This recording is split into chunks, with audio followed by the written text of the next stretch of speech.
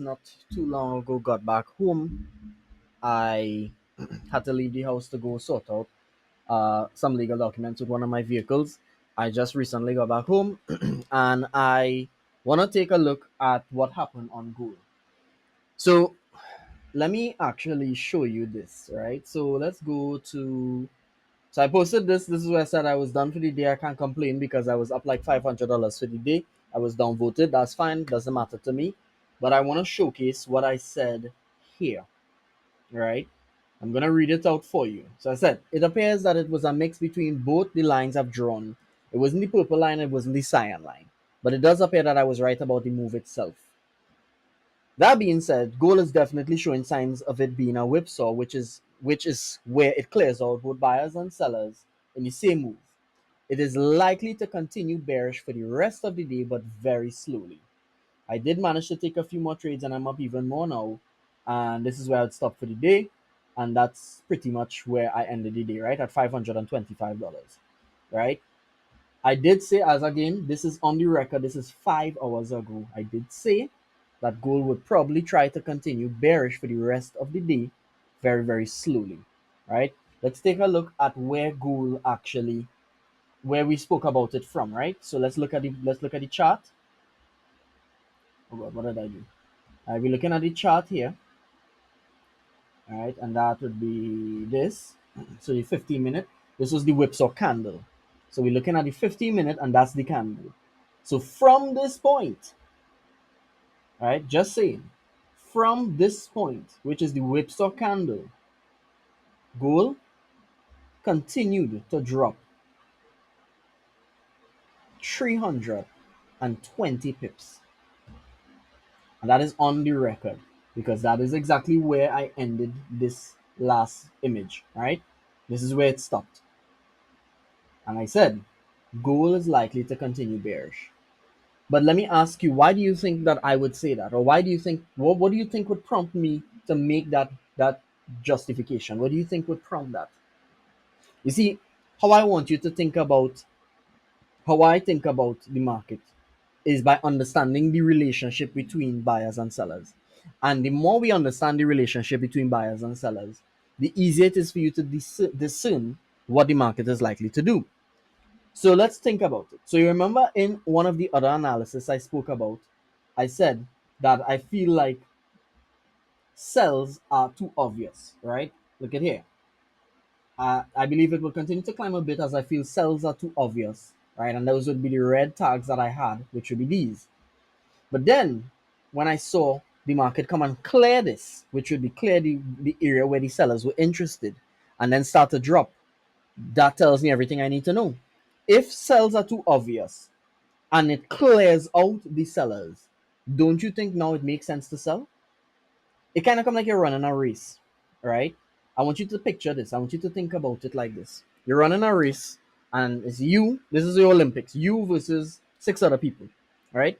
And you are the top dog, and then there's the underdog and the other people who run any race against you, right? And they know that you are likely to win. You are shooing to win. But they know that if they don't win, they're going home.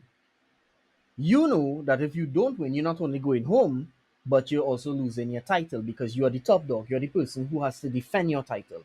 So I want you to think about it like this. If you were given a chance to do anything you had to do to make sure you win, wouldn't you take it? So while people are lining up and preparing to run on your marks, get set, go, ready, set, go, three, two, one, go, you tie the shoelaces of the other guys so that when you tie them together, so that when they go, they trip and they fall, and you know you guarantee to win now. That is exactly what happened here, in my opinion, because people were interested in sales, right? The top dog, which is the market maker or the dealer or the person in charge of moving and doing what the market does, right? Because that's what the market does anyway. The person who is in charge, he's the top dog. Everyone else is the underdog. Everyone else is the people or are the people who are not necessarily likely to win. But the market maker, or the dealer, or the controller of the market wants to make sure by all costs and by any avenue he wins. So he's going to cheat. He's going to make sure that he gets rid of the sellers, before he actually starts to sell the market. And when you think about it like this, that makes sense. Because why would I want to give you such a good area to sell, aka here, and then actually sell it? I mean, when you think about it, when you listen to what I'm saying and you think about it, even if you were to say it out loud, it tends to make a lot of sense. Why would I give such a good opportunity to sell and then sell it? Where's the chance for me, the top dog, to make money upon that transaction? There isn't. So it makes sense to get rid of the sellers and then sell. And that is exactly what happened, which is exactly why in my analysis, the second to last analysis the last thing I said, I do see signs that it is going to likely sell off very, very slowly, which is exactly what it did. So had I not, had I been home and I didn't go out or anything, and I wanted to take advantage of sells, guess what? In here, all right, in here, just remember my laptop is touchscreen, yes?